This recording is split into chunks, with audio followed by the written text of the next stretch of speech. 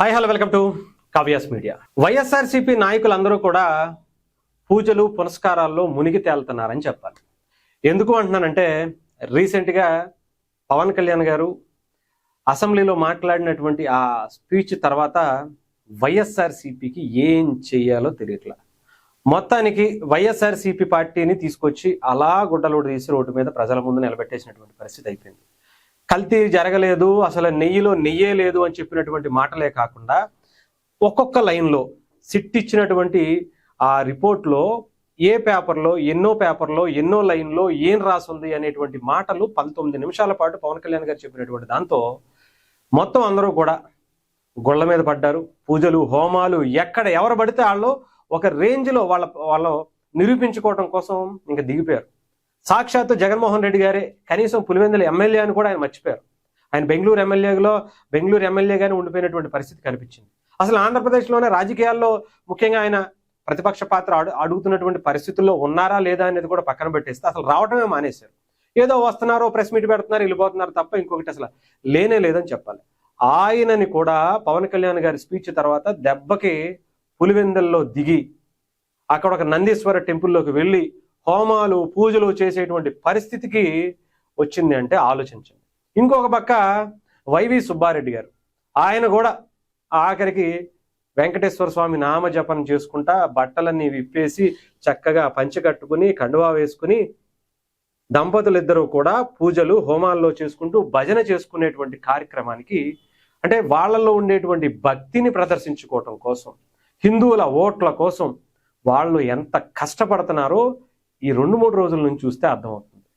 ఇంకా జగన్మోహన్ రెడ్డి గారి గురించి తెలుసు, కానీ నార్మల్గా కూడా ఇష్టంగా ఏది చేసినా సరే దానికి మంచి ఫలితాలు వస్తాయి. అంతేగాని ఎవరో మనల్ని ఇలా అన్నారు కదా అలా అన్నారు కదా దానికోసం మనం నిరూపించుకోవాలి కదా అని చెప్పేసి చేస్తే ఈ సోషల్ మీడియాల జమానాలో బయటకు వచ్చేసేటువంటి పరిస్థితి ఉంది. జగన్మోహన్ రెడ్డి గారు నిన్న అక్కడ హోమం చేశారు. హోమం చేసిన తర్వాత తీర్థం ఇస్తుంటే తీర్థం తాగాల్సింది పోయి కింద పోతున్నారు. ఆ మాత్రం తెలీదా తీర్థం ఇస్తే తాగాలని? ఏ హిందువు అయినా సరే అది కూడా పక్కన పెట్టేద్దాం. ఒక పక్క నవధాన్యాలు ఇచ్చి హోమంలో వేయమంటే ఆయన ఇవ్వకుండా మళ్ళీ ఆయన చేతికి ఇస్తే మళ్ళీ పంతులు గారి చేతికి ఇచ్చి మీరే వేయండి నేనేను అంటున్నారు. నేను అంతవరకు వంగలేనని చెప్పి కొంతమంది కామెడీ చేస్తున్నారు, కానీ ఆయనకి ఇయటం ఇష్టం లేదు అంతే ఆయన చేతితో. ఇంకొక పక్క ఇలాంటి హోమాల్లో లేదంటే తిరుమల వెంకటేశ్వర స్వామికి పట్టు వస్త్రాలు సమర్పించినా లేదంటే ఇంట్లో పూజలు చేసుకున్నా ఎక్కడ చేసుకున్నా కానీ ఆయన దంపతులతో చేసుకుంటారు ఎవరైనా సరే పూజలు. కానీ జగన్మోహన్ రెడ్డి గారు మాత్రం అవి ఇప్పటికీ చేయట్లేదు, గతంలో కూడా చేయలేదు. ఆయన ఇంట్లో చేసుకున్నా ఎక్కడ చేసుకున్నా మాత్రం ఇవి పక్కకు పడేశారు. ఆఖరికి ఇంటి పక్కన సెట్ వేసుకుని ఆ దేవదేవుడు సెట్లు వేసుకుని మరి ఇంట్లో చేసుకున్నటువంటి పరిస్థితి కానీ ఇంటి పక్కన చేసుకున్నటువంటి పరిస్థితి కానీ ఇంకా గుడికి తీసుకువెళ్ళి ఆఖరికి నాకు తెలిసి 2-3 రోజులు అది కూడా చేసినా కూడా ఆశ్చర్యపోవడం అవసరం. ఇన్ని రోజులు చేయలేంది ఇప్పుడు సతీ సమేతంగా నాకు తెలిసి డిక్లరేషన్ మీద ఫామ్ మీద సైన్ చేస్తారో లేదో తెలియదు, కానీ తిరుమలకో లేదంటే ఇంకో గుడికో సతీ సమేతంగా అంటే భార్యాభర్తలు ఇద్దరు కూడా వెళ్ళేటువంటి పరిస్థితులు వచ్చాయి.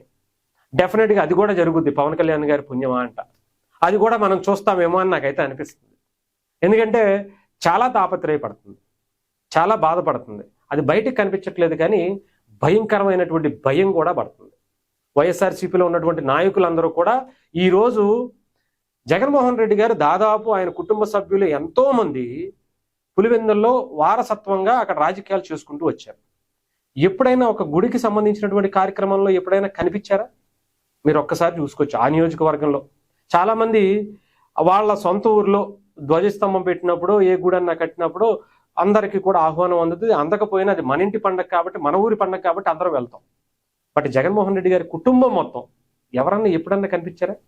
మరి ఇప్పుడే ఎందుకు దిగారు అనేది అందరికీ తెలిసిందే. ఆ దేవదేవుడు ఏం చేస్తాడో, ఈ హిందువులందరూ కలిసి మనల్ని ఏం చేస్తారో అనేటువంటి ఒక భయం వైఎస్ఆర్సీపీకి పట్టుకుంది.